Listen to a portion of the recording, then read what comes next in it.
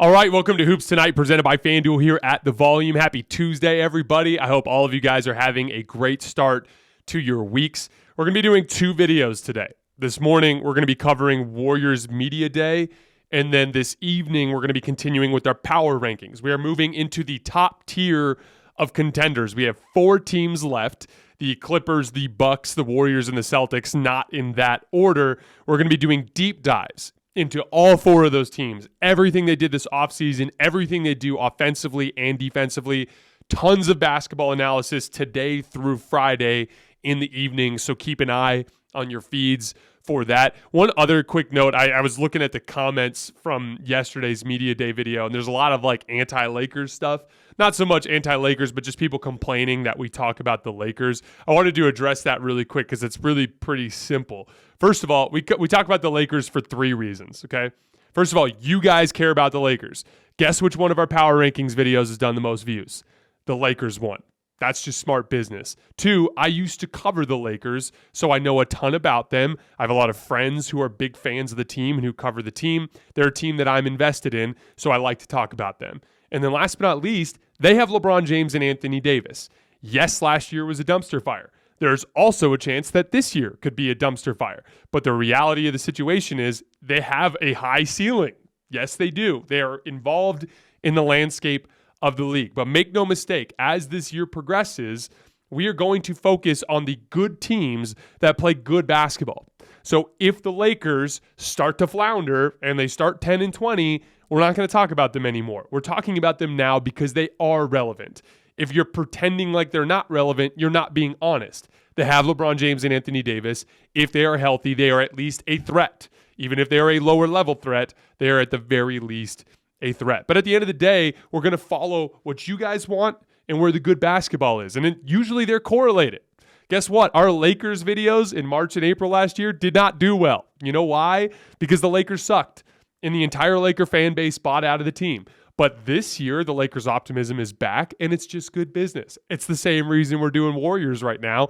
We have a lot of Warriors fans who are fans of the show. So we are going to be doing a Media Day video about the Warriors. I just wanted to explain that really quick so people understand. And then just to set the expectation that, look, we're not going to cover the Lakers if they turn out to be a dumpster fire. We're going to follow the good basketball around the league. You guys know the drill. Before we get started, subscribe to the Volume's YouTube channel so you don't miss any more of our videos. Follow me on Twitter at _JasonLT so you guys don't miss any show announcements. Plus, once we get into the season, that's where I put all my film breakdowns since we have some rules with YouTube that don't allow us to use NBA footage. I put the NBA footage stuff on Twitter, so you're going to want to follow me there. And then last but not least, if you miss one of these shows for whatever reason and you can't get back over to YouTube to finish them, you can find them wherever you get your podcasts under Hoops Tonight.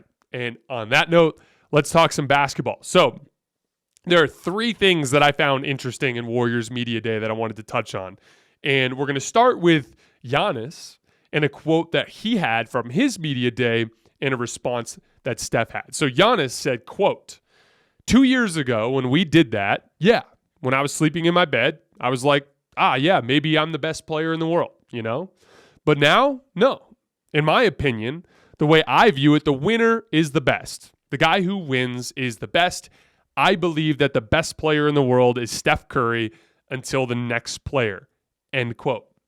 Steph responded at his Media Day, quote, I would say the same thing. When you're facing the champions, that's part of the nature of the league. We all want to win the championship. And when you look at the team that's the last team standing, I was thinking the same thing about him last year coming off their run. So first of all, when it comes to player rankings, everyone's got different criteria. For instance, like people who weigh the regular season heavily, most of those people have Jokic either near the top or at the top, right? You know, player teams that are people that value playoff basketball more have some of the traditional guys up there, like I did, like Giannis, KD, Steph, LeBron, guys who have actually won NBA championships, led teams to NBA championships. And then there's everything in between, the entire gamut of different approaches to ranking players. Now, what's funny is I used to deal with this particular problem by having like 2 separate conversations. And since then, I've kind of merged them into what I used for our player rankings during the summer, which is a combination of both philosophies. But those two philosophies are, who is the best basketball player alive and who deserves to be called the best? And the main difference there is the appropriate respect that we pay towards the Larry O'Brien trophy. I talked about this a lot when ESPN came out with Steph at 5th in their player rankings, which I thought was outrageous, especially coming out of what he did in that playoff run. But when that ranking came out that day, I was complaining that I don't think enough respect is paid these days to how difficult it is to get the Larry O'Brien trophy. Like, I've seen CJ McCollum, who's a player that I really like, and a player that I think is great for young basketball players to emulate because of how skilled he is, despite not being that great of an athlete.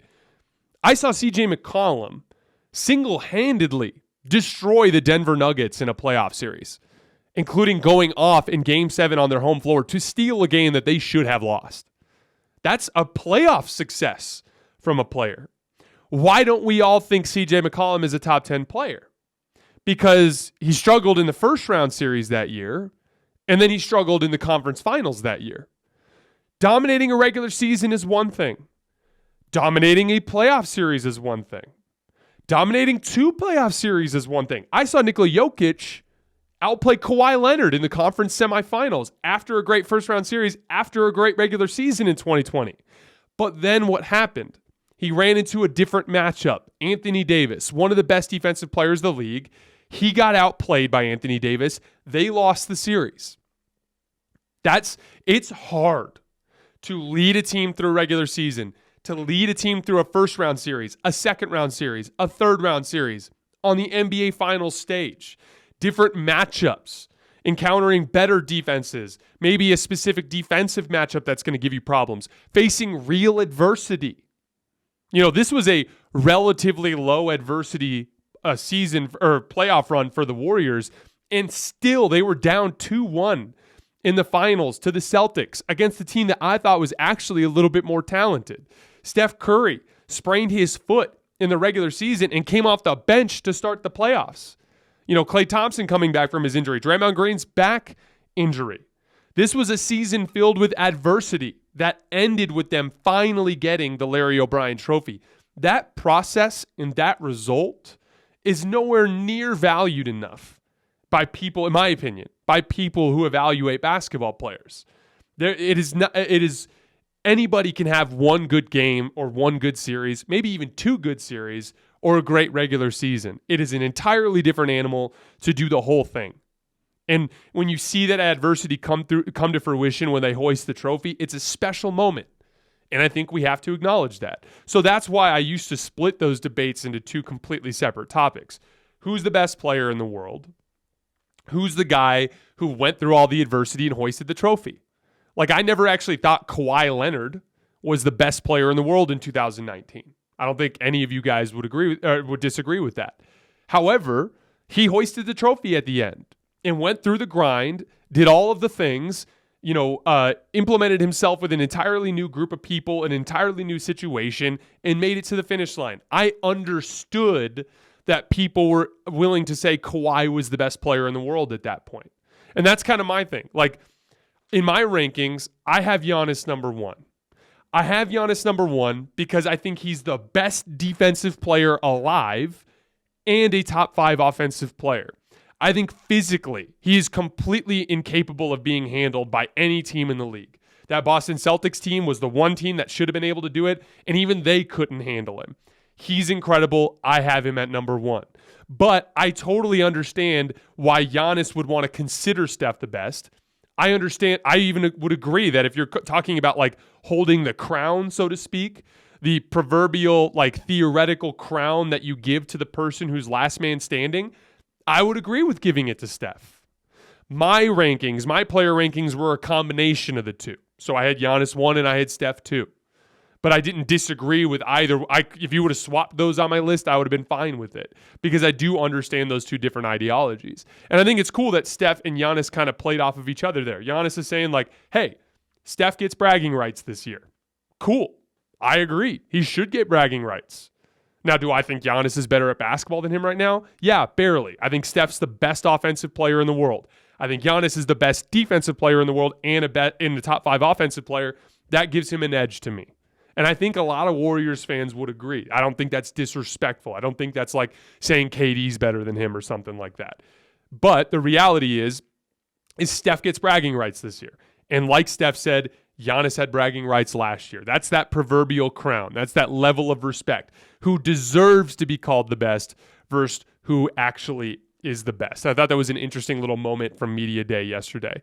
The second little concept I wanted to talk about from Media Day was continuity. This was a big focus among the interviewer questions on Media Day. So first of all, we've heard that in the first couple days of practice for the Warriors that the starters have been absolutely destroying the second unit. And that's kind of what started the continuity discussion was Steph Curry was asked about that. He said, quote, "It's supposed to be like that. We know what we're doing. We have good chemistry. We're just coming off of playing in the finals 3 months ago and also setting the tone of what it means to play for this team the way that we do." Steve Kerr piggybacked on that and said, "I think organizational stability is a huge factor in pro sports. But I think especially in the NBA, especially today because of the player movement, we have a really stable, solid organization, a very successful one. We have worked together well. And when you throw all that together with this talented core, there's a kind of an institutional knowledge that allows you to kind of push forward quicker than if everybody is brand new. We really look at that as one of our advantages." Now, there's no doubt that continuity is a huge advantage, but I wanted to spend a couple of minutes today talking about the actual basketball and personality and locker room advantages that take place as a result of continuity, just so that we can kind of like understand it a little bit more on a kind of like a line by line basis. So I wanted to look at it first from the standpoint of non-basketball. So first of all, when you have continuity, the personalities that are in the locker room, they understand their fit. They understand the dynamic, right? There's a clear power like hierarchy in the Warriors locker room. Like everyone knows Steph is the leader. Everyone knows Draymond is like the emotional leader, right? You know, everybody understands the role that Klay's personality has in that locker room, what Andre Iguodala's personality does in that locker room. It's an understanding of roles. And the important detail there is then when you bring in new players, the new players know not to mess with that. You know, if there's lots of turnover every year, a free agent, whether it's a mid-level exception or a decently paid role player or star, they can come in and they can be like, hey, I got just as much right to move and shake in here as anybody else does, right?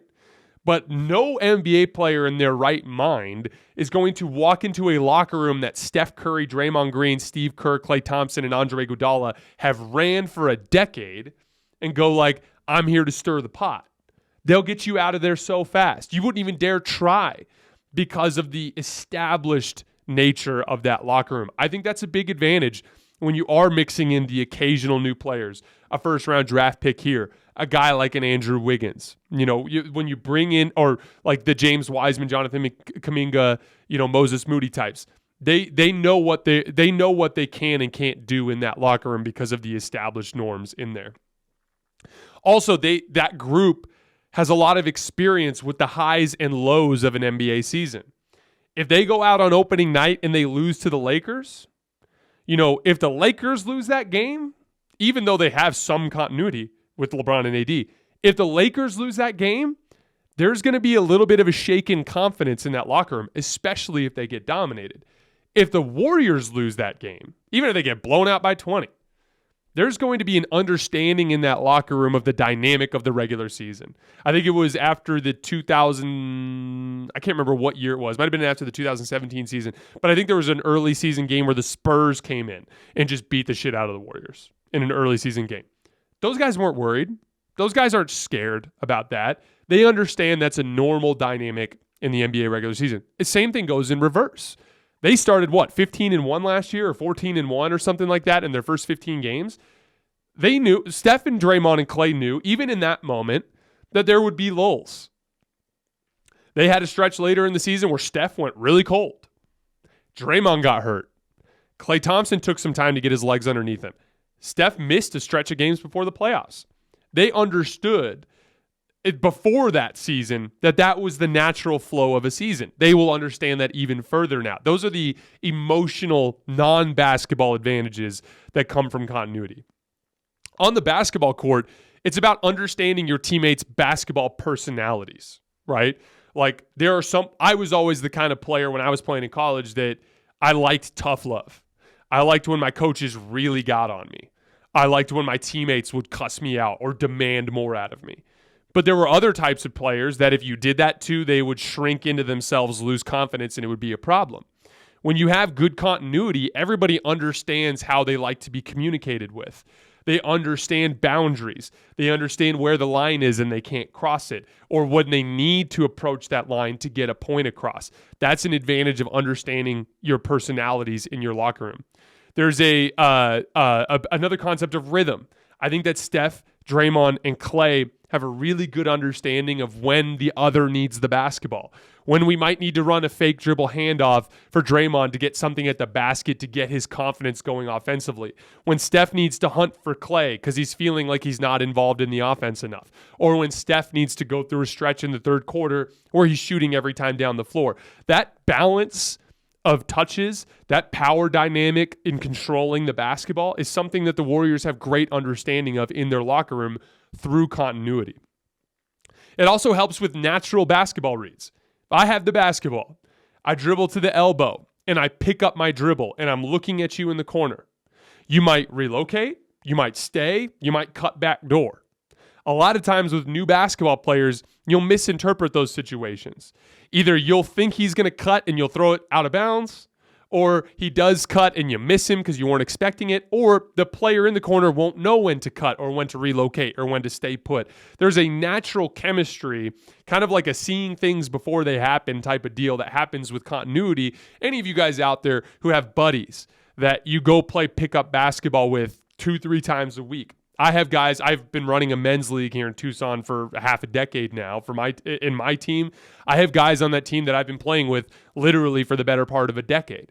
Those guys, like when I go play basketball with them, it's just a natural fit because I've been doing the same thing with them for so long. That is a huge benefit that comes from continuity. And then last but not least is understanding the offense. Especially complicated offenses like the Warriors, which we're going to cover later this week in our power rankings. The Warriors offense has so many different facets. There's so many sets. There's so much movement that it can take time to learn. Not just learning the actual plays themselves in terms of the X's and O's, but also the reads, because the Warrior system is very read and react. It's very loose, and it allows you to freelance in various ways based on what the defense does. When you spent a lot of time around an offense, you understand those things. But it does take time for new players that come into the Warrior system to learn that stuff. So it's very beneficial when your core players, your core 5 players, Wiggins, Iguodala, 6 even with Jordan Poole, Steph Curry, Klay Thompson, Draymond Green, when those guys have a very firm understanding of the offense, it gives them an advantage over other teams. As many of you guys know, who've been following the show for a while, I coach high school basketball. I do it in an assistant capacity since I obviously don't have my evenings available with this job. But my primary role is I coach practices in the morning. We go every Monday and Friday morning. And when I'm working with those guys, it's been really interesting. This is my second season doing this. It's been interesting to see the difference between these 2 seasons because of COVID. When COVID happened, they shut down the lower levels of the team. For obvious reasons, it was really difficult to run the season. They didn't want to have as much exposure. They just ran varsity that year. That group won the state championship, but 9 seniors left the program. Last year was a very challenging year because we had all of these new young players who were not involved with the previous season. Not only that, they didn't even have a season because of freshman and JV basketball being canceled as a result of COVID. During that season, especially in the first few months, it was a slog trying to teach them our offense and get them to understand the way that we wanted to play. This year, we're in our preseason practices. And for instance, yesterday, I was late for practice because I had another engagement, and I just texted the guys to get started without me. When I showed up, I walked in, and they were already running our offense from last year. Without me even having to tell them, they just walked in the gym. They knew what I wanted. They knew the kinds of sets that we were working on. and they were playing 5-on-5, working on their sets. And I remember sitting there thinking like, man, we are at such a huge advantage this year just compared to last year. In 1 year, because of continuity, we returned almost our entire starting lineup from last year, and because the kids already know the offense. And we have, a couple of different things we're working on, like read and react 5-out stuff, and then actual sets that involve running actions. And just to see how much better they are in those two areas, just compared to last year, is monumental. So you can imagine at the NBA level, over a decade, just how firm of an understanding a team like the Warriors has of their offense. And imagine the Lakers by comparison. They're sitting with Darvin Ham today, learning a brand new system from scratch with, 3 players that returned from last year that actually were in the rotation? Maybe 4 if you count Wenyen Gabriel. Like, that team is at a disadvantage with their system and execution compared to a team like the Warriors. And almost every team in the NBA is in a similar predicament, at least to some extent, compared to the Warriors. Continuity is a legitimate basketball weapon. The Warriors were not the most talented team in the league last year, and they won't be the most talented team in the league this year. They actually lost a little bit of talent, losing Gary Payton II and losing Otto Porter Jr. But they're every bit as big of a threat to win the title this year as they were last year when they actually won it. And a huge part of that is how smart they are as a team, but also how much continuity they have. And I do think it's important that it's discussed. The last Warriors thing that I wanted to touch on was the extensions in free agency. So Andrew Wiggins, his deal expires next summer. I believe he might be a restricted free agent. I'm not 100% certain about that. And then Draymond Green has a player option this summer. Now, ideally, you keep both, and then the issues, goes away. But it gets even more complicated when you factor in that Jordan Poole is going to need to get paid. And at the end of the day, we actually heard Joe Lake about after the season when he was addressing the Otto Porter Jr. and Gary Payton II leaving the team. He talked about how it was just unrealistic for him to be able to pay everybody. So there's some difficult decisions coming up for the Warriors. And, in the past, it might have been the easiest decision in the world to prioritize Draymond over Andrew Wiggins. But now it's kind of a tough call. And I honestly don't know which one they should favor. Because Andrew Wiggins has turned himself into a vitally important part of this team. He's what I would call a 3-and-D star. Because he fills the role of 3-and-D, right? Spotting up and knocking down three-point shots, defending on the wing on the other end of the floor. But he's unbelievably good at both. So, for instance, defensively, Andrew Wiggins is on the short list of players in the running for best perimeter defender alive, which is an insane bit of progress from a player in Andrew Wiggins who was a bad defensive player in Minnesota. The job he did on Luka Doncic, the job he did on Jason Tatum was a job that only a handful of players in the league are capable of. Guys like Jason Tatum, maybe a Ben Simmons, maybe a Mikal Bridges. There's only a small handful of players who can do what Andrew Wiggins did in those two series. That's how much of a star he is defensively. And then on the offensive end of the floor, it's not just shooting spot-up threes or attacking closeouts. He has legitimate scoring punch. He draws weaker matchups because of the other players on the floor for Golden State, and you can toss him the basketball, and he can go create his own shot. Obviously, he's a little bit more inconsistent in that role. You don't want to rely on him as a lead scorer, but that capability to provide real scoring punch in combination with him being a defensive star, like an impact defensive player, that makes him a 3-and-D star.